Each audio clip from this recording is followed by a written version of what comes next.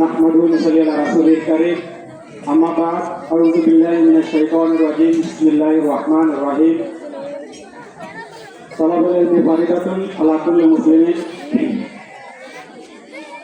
বিসমিল্লাহির রাহমানির রাহিম ইকরা বিসমি রাব্বিকাল্লাযী খালাক খালাকাল ইনসানা মিন আলাক ইকরা ওয়া রাব্বুকাল আকরাম আল্লাযী আল্লামা বিল কালাম। উপস্থিত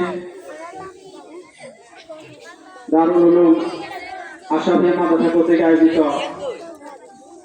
বিভিন্ন এলাকা থেকে আগত এবং আমাদের এলাকার সর্বস্তরের সম্মানিত মেহমানবৃন্দ, আসসালামু আলাইকুম ওয়া রাহমাতুল্লাহি ওয়া বারাকাতুহু। যেহেতু সংক্ষেপে আলোচনা করতে হবে, যে আমি ভূমিকা ছাড়াই কথা বলতেছি। আমি একটা প্রশ্ন দিয়ে আমার আলোচনাটা শুরু করি, সেটা হচ্ছে আমাদের দ্বীনি শিক্ষাটা কেন প্রয়োজন। এটা কোরআনে কারিমে আমি যে আয়াতটা করছি, এটা যারা আলেম সমাজ আছেন তারা বুঝে গেছেন। আল্লাহ রাব্বুল আলামিন বলতেছেন যে আমাদেরকে পড়ার জন্য। আমরা মুসলিম জাতি হিসাবে সবচেয়ে গর্বিত জাতি এই জন্যই, আমাদের ধর্মগ্রন্থ হচ্ছে আল কোরআন। সে আল কোরআনের সর্বপ্রথম যে শব্দটা, সেটা হচ্ছে ইকরা, পড়ো। কতক্ষণ পড়বো? দোলনা থেকে মৃত্যু পর্যন্ত। আমরা অনেকে মনে করি যে আমার তো পড়ার সময় নেই, বয়স হয়ে গেছে। না, পড়ার সময় শেষ হয় নাই, মৃত্যু পর্যন্ত পড়বেন। কেন পড়বেন? মৃত্যুর পরে আল্লাহ আবার সে একই কথা বলতেছে, ইকরা কিতাবাকা কাফা বিনাফসিকা আল-ইয়াওমা আলাইকা হিসাবা। আমরা যখন মারা যাব, তখন আমাদেরকে আমাদের দুনিয়াতে আমরা কি করেছি না করেছি সব কিছুর হিসাব আমাদেরকে দেওয়া লাগবে।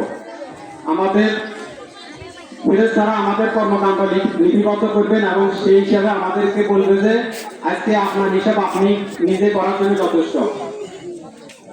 তো এই জন্য আমাদেরকে পড়ার কোনো বিকল্প নাই, করতে হবে। যদি না পড়ি তাহলে কি হবে?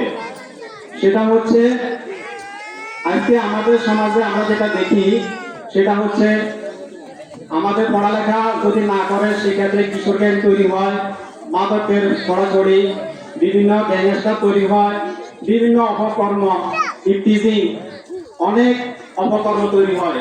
এই জন্য আমরা যখন দ্বীনি শিক্ষাটা অর্জন করব, সেক্ষেত্রে আমরা এগুলা থেকে পরিহার হব। আমরা নিজেদের আজকে যদি এখানে যে প্রতিষ্ঠানগুলো আমাদের আছে, দ্বীনি প্রতিষ্ঠান, পাশাপাশি আমাদের হাই স্কুল, প্রাইমারি স্কুল, যে যেখানে পড়তে চায় আমাদেরকে সেখানে ছুটতে হবে। সেটা হচ্ছে সবচেয়ে বড় কথা। আর দ্বীনি শিক্ষাটা সবচেয়ে বেশি প্রয়োজন, কারণ দুনিয়ার যত শিক্ষা অর্জন করেন না কেন, যদি আপনি দ্বীনি শিক্ষা যদি না থাকে, সে শিক্ষার কোনো মূল্য নাই। এই শিক্ষাটা হয় আমাদের, ওই যে আমরা যেটা বলি, অনেক ডিগ্রি থাকার পরে ইসলাম শিক্ষা যদি না থাকে, সেক্ষেত্রে তারা অনেক সময় জ্ঞান হাবি হয়ে যায়। এই জন্য ইসলামী শিক্ষার কোনো বিকল্প নাই। আমাদের আজকে এই যে হাফেজ, আল্লাহ রাব্বুল আলামিন বলতেছে যে কোরআনটা আল্লাহ নিজেই সংরক্ষণ করে রেখেছেন, এবং আজকে যারা আমাদের হাফেজ যারা হয়েছেন তাদের মাধ্যমে আমাদের এই কোরআন, আবার এই যে হাফেজ শব্দের অর্থ হচ্ছে সংরক্ষণ।